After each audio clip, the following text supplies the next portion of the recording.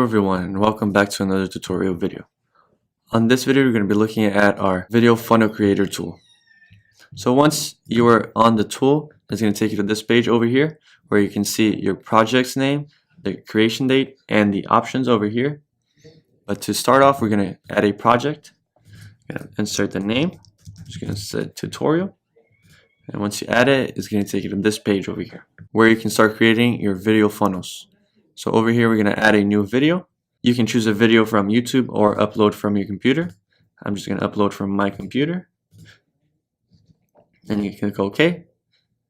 Once it's ready, it's going to go straight to your screen. We're just going to do another one so I can show you guys how to connect them together.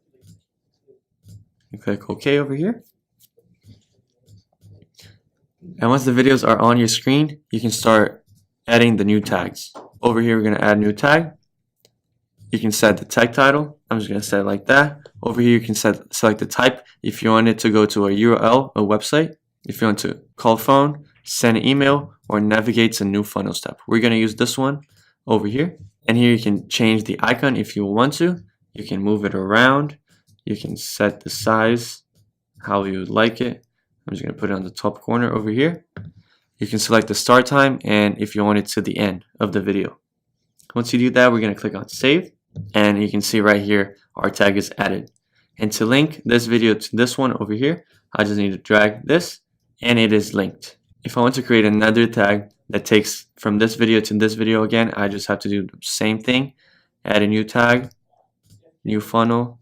Over here, I'm just going to leave the same size and we're just going to drag it out. So once we're in this video, we click on this tag, it's going to take us to this video.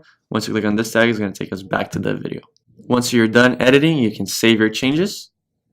Once it's saved, you can get the code, for example, just the link if you just want the link, or you can get the iframe, for example, for your pixel perfect HTML box.